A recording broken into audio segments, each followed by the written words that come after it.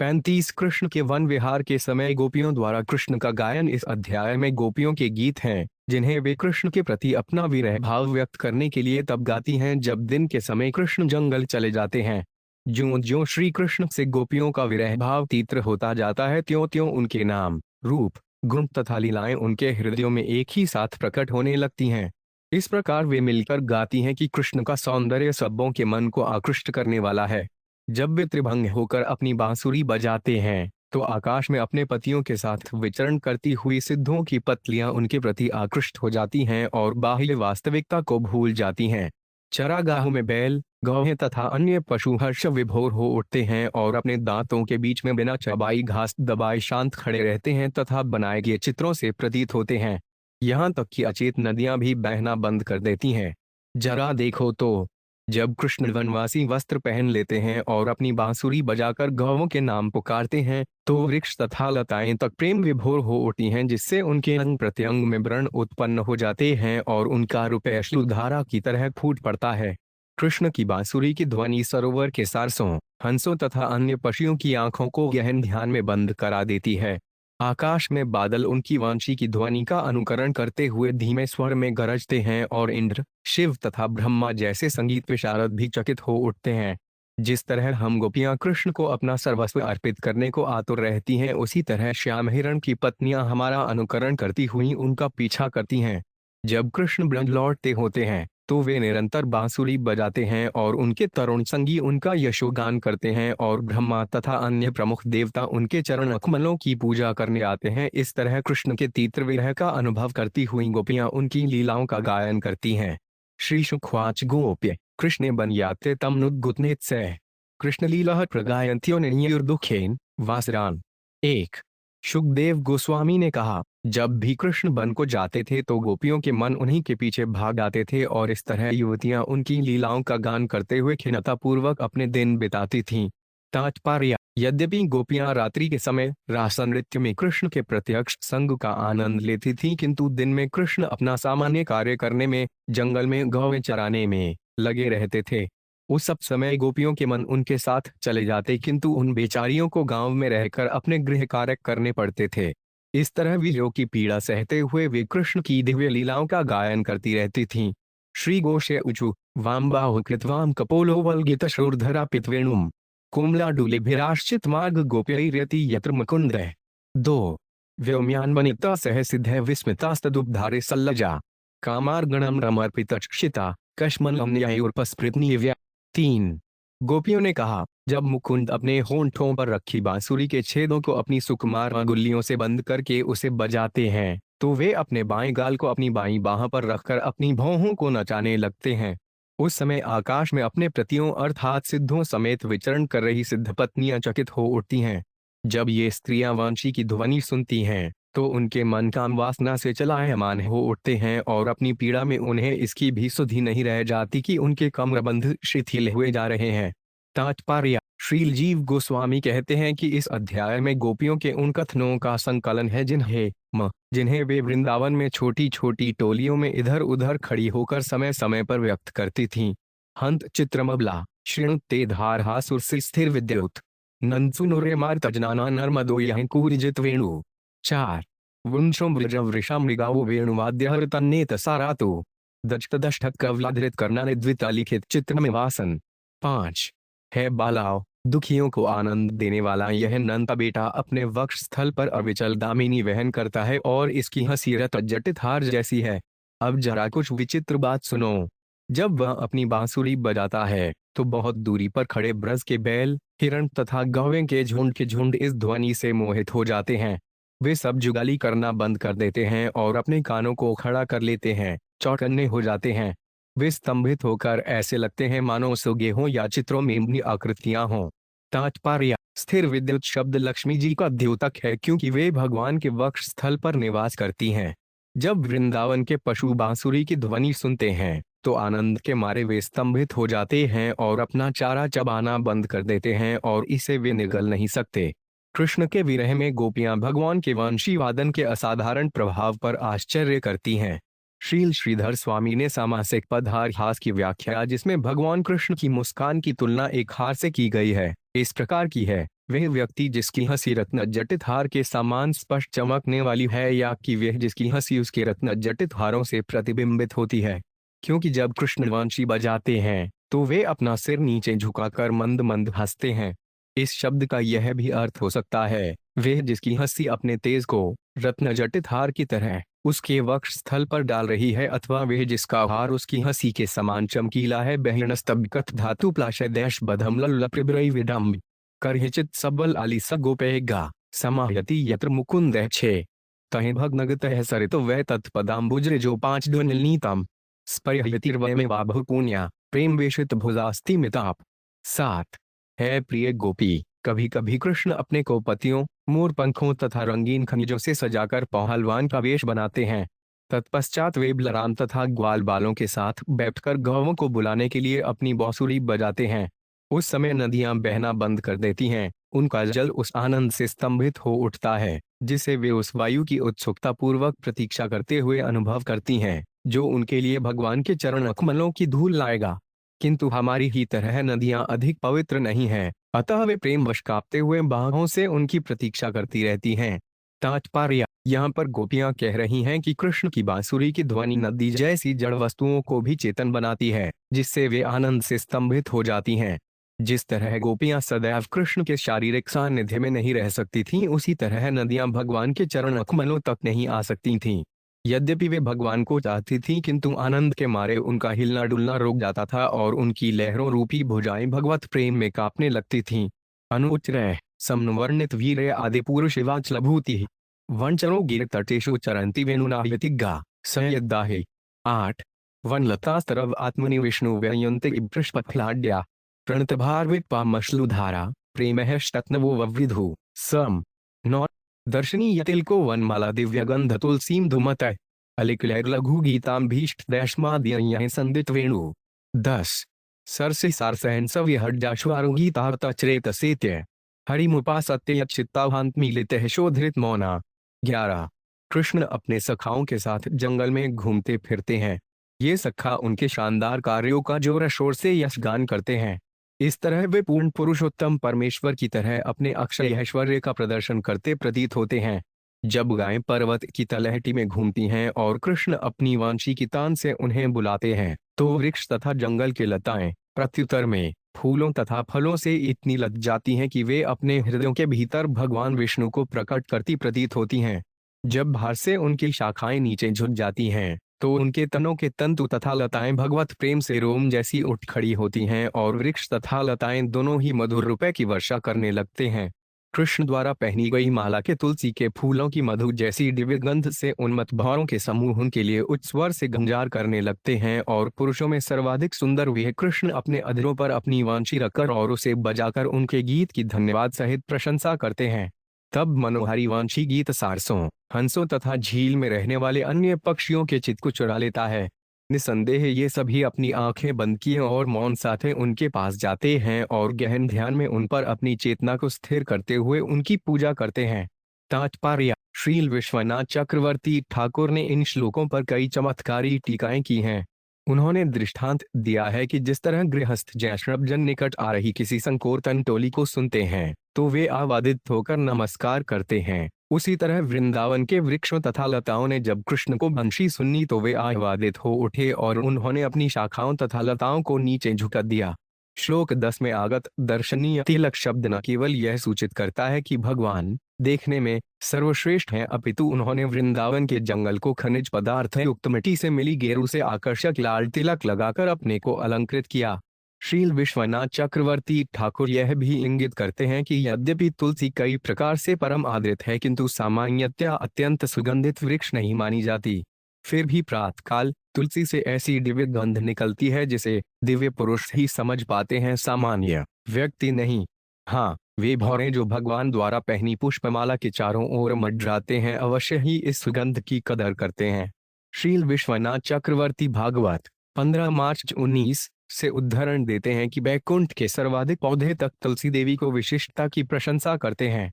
श्लोक 190 में संदित वेणु शब्द सूचित करता है कि कृष्ण ने अपने होंठों पर वांशी को मजबूती से रखा था, और इस वांशी से निकली तान निश्चय ही सर्वाधिक मोहक ध्वनि है, जैसा कि इस अध्याय में गोपियों ने कहा है। सहबलय स्त्रिगवतन सविलास सानुषु क्षितिवृतो बलदेव्य हर्षयरुणवेनुर्वेन जातहर्षोप्रम्भति विश्वम। 12 मैं दत्तिक्रमण षडलित चेता मंद मंदम नु गर्जति मेघ सुहृदमभ्यवर्षत स्वप्नो भी छायाचर विद्युत प्रतपत्रमु। 13 है व्रज देव्यो जब कृष्ण बलराम के साथ खेल खेल में अपने सिर पर फूलों की माला धारण करके पर्वत की ढालों पर विहार करते हैं तो वे अपनी वांछी की गूंजती ध्वनि से सबों को आह्लादित कर देते हैं। इस तरह वे संपूर्ण विश्व को प्रमुदित करते हैं। उस समय महान पुरुष के अप्रसन्न होने के भय से भयभीत होकर निकटवर्ती बादल उनके साथ होकर मंद मंद गर्जना करता है। यह बादल अपने प्रिय मित्र कृष्ण पर फूलों की वर्षा करता है और धूप से बचाने के लिए छाते की तरह छाया प्रदान करता है। विविध गोपचरणेषु विदधो वेणुवाद्य उरुधानि शिक्षा तव सुप्तः सती यदा द्रबिम्बरिदत वेणुर्नयत् स्वरजाति। 14 सवनशस्तदुब्धारे सुरेशा शक्र शर्व प्रमेष्ठि पुरुगा कवयानत कंधर्चिता कश्मलम न्यायुर्निश्चित तटवा। 95 है सती यशोदा माता गौवों के चराने की कला में निपुण आपके लाडले ने वंशी बजाने की कई शैलियां खोज निकाली हैं। जब वह अपने बिंब सह लाल होंठों पर अपनी वांछी रखता है और विविध तानों में स्वर निकालता है तो इस ध्वनि को सुनकर ब्रह्मा, शिव, इंद्र तथा अन्य प्रधान देवता मोहित हो जाते हैं। यद्यपि वे महान विद्वान अधिकारी हैं तो भी वे उस संगीत का सार निश्चित नहीं कर पाते, इसलिए वे अपना सिर तथा मन से नतमस्तक हो जाते हैं। तात्पर्य तव सुता 7 पद इस बात का सूचक है कि यहाँ पर माता यशोदा भी भगवान कृष्ण का गंभीरता से गुणगान करने वाली गोपियों में से थीं। श्रील विश्वनाथ चक्रवर्ती ठाकुर के अनुसार शक्र, इंद्र इत्यादि देवताओं में उपेद, अग्नि तथा यमराज सम्मिलित थे और शर्ब, शिव इत्यादि देवताओं में कात्यायनी, स्कंद तथा गणेश थे। इसी तरह परसेष्टि, ब्रह्मा के साथ चारों कुमार तथा नारद थे। इस तरह ब्रह्मांड के सबसे बुद्धिमान व्यक्ति भी भगवान के मोहक संगीत का सुचारू रूप से विश्लेषण कर पाने में असमर्थ थे। निज पदाब्जदलैश्वजव गयनीर जाडूष विचित्रलामय व्रजभुवः शमयन खुर्तोद्वर्ष पधुरेत्तिरीडित वेणु। 16 वर्षतीतेन बयस विलास वीक्षणार्पित मनोभवेगा कुछ गति गमिता न विदा में कश्मलेन कवर वसनवा।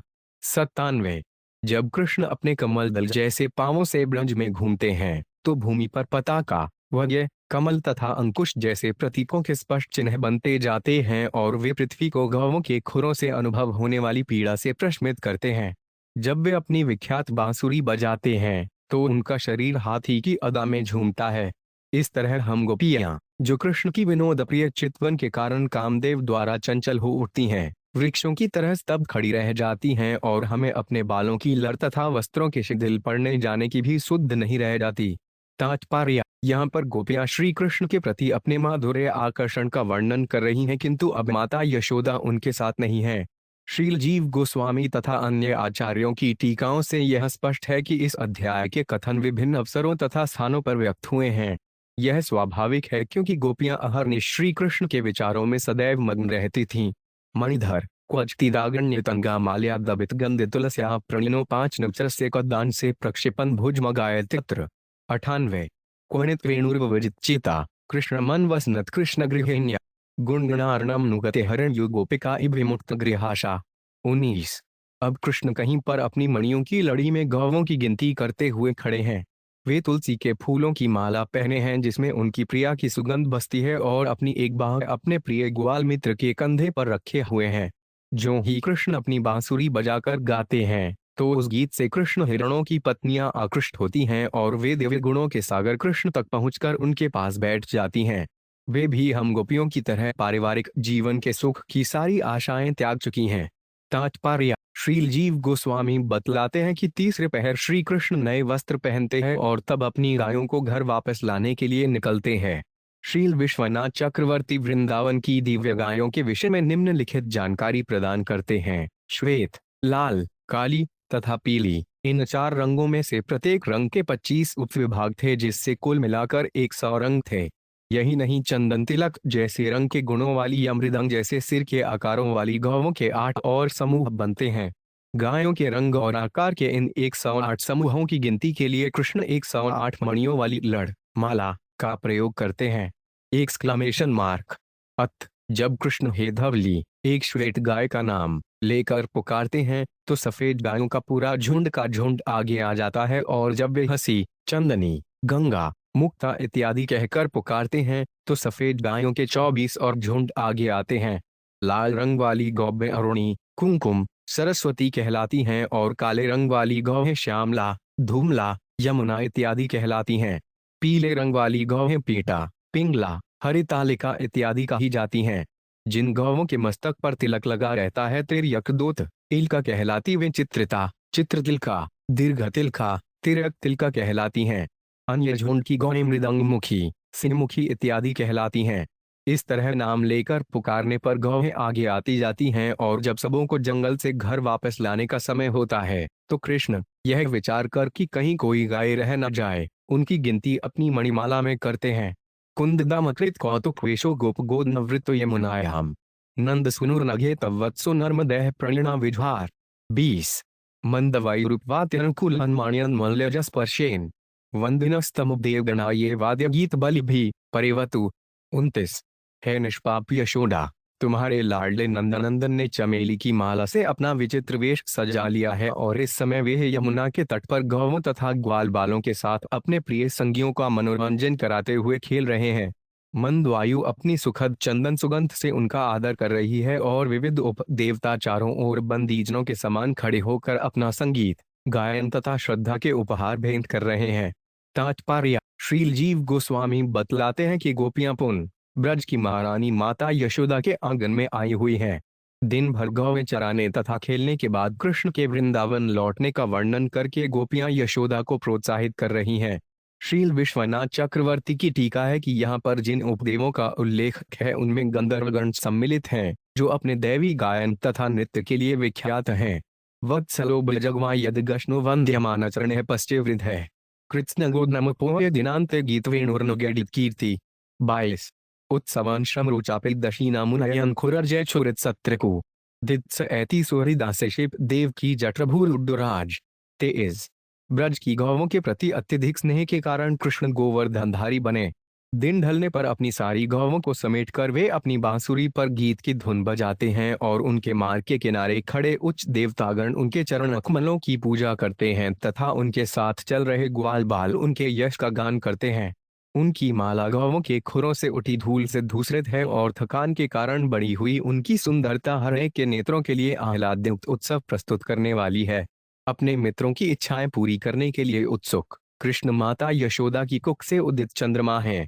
तात्पर्य: आचार्यों के अनुसार यहाँ पर गोपियां वृंदावन के घरों की अटारियों पर चढ़ गईं जिससे वे कृष्ण को घर वापस आते ही शीघ्र देख सकें। माता यशोदा अपने पुत्र की वापसी के लिए अत्यंत उत्सुक थी। उन्होंने सबसे लंबी सुंदर युवा गोपी को बुलाकर ऊपर जाने के लिए कहा जिससे वे देख सके कि वे कब पहुंचते हैं। स्पष्ट है कि कृष्ण को घर आते रास्ते में कुछ विलंब हो गया था क्योंकि रास्ते में खड़े बड़े बड़े देवता उनके चरण कमलों की पूजा करने लगे थे। मद्विधूर्निथलोचन ईशन दैशमान दैश वसुहृदावन माली भद्र पांडु दन्नो मृदु गंडवन मंडबन कनक कुंड लक्ष्म्या 24 यदुप्तिद्विरद्राज विहारो यामिनी तिरि वैश दिनांते मुदित वक्त्र उपयाति दुरंता उन्मोचियन व्रजगवादिनतापम 27 जब श्री कृष्ण अपने शुभ चिंतक सखाओं को आदरपूर्वक शुभकामनाएं देते हैं तो उनकी आंखें थोड़ी सी इस तरह घूमती हैं जैसे नशे में हों। वे फूलों की माला पहने हैं और उनके कोमल गालों की शोभा उनके सुनहरे कुंडलों की चमक से तथा बदरबेर के रंग वाले उनके मुख की श्रेष्ठता से बढ़ जाती है। रात्रि के स्वामी चंद्रमा के सह अपने प्रसन्न मुख वाले यदुप्तिराज सी हाथी की अदा से चल रहे हैं। इस तरह वे ब्रज की गौवों को दिन भर की गर्मी से छुटकारा दिलाते हुए संध्या समय घर लौटते हैं। तात्पर्य: गवाई शब्द संस्कृत के गौ शब्द से व्युत्पन्न है जिसके दो अर्थ हैं, गाय तथा इंद्रियां। इस तरह श्री कृष्ण ने ब्रज लौटकर वृंदावन के वासियों को दिन भर अपने से विलग रहने से उत्पन्न उनकी आंखों तथा अन्य इंद्रियों की पीड़ा को हर लिया। श्री शुक्वाचे एवं व्रजस्त्रियो राजन कृष्ण लीलानुगायती त्रिमेरीन है सुत चितास्तन मनस का महोदया 26 श्री सुखदेव गोस्वामी ने कहा, हे राजन, इस तरह वृंदावन की स्त्रियां दिन के समय कृष्ण की लीलाओं का निरंतर गान करते हुए आनंद लूटती और उन सबों के मन तथा हृदय उन्हों में लीन रहकर अपार उत्सव भाव से भरे रहते। तात्पर्य: इस श्लोक से निश्चय ही पुष्टि हो जाती है कि भग्न हृदय गोपियों की तथाकथित पीड़ा वास्तव में महान आध्यात्मिक आनंद है। भौतिक स्तर पर पीड़ा तो पीड़ा अर्थात एक कालावधि है, किंतु आध्यात्मिक स्तर पर तथाकथित पीड़ा आध्यात्मिक आनंद का एक भिन्न प्रकार मात्र है। पश्चिमी देशों में लोग विभिन्न स्वादों वाली आइसक्रीम मिलाकर स्वाद के अद्भुत मिश्रण उत्पन्न करने में मजा लेते हैं। इसी तरह आध्यात्मिक स्तर पर श्री कृष्ण तथा उनके भक्तगण आध्यात्मिक आनंद के स्वादों को कुशलतापूर्वक मिश्रित करते हैं। इस तरह प्रत्येक दिवस गोपियों के लिए एक महान उत्सव बन जाता था। इस प्रकार श्रीपद भागवत के 10वें स्कंद के अंतर्गत कृष्ण के वन विहार के समय गोपियों द्वारा कृष्ण का गायन नामक 35वें अध्याय के श्री श्रीमद एसी भक्त वेदांत स्वामी प्रभुपाद के विनीत सेवकों द्वारा रचित तात्पर्यपूर्ण हुए।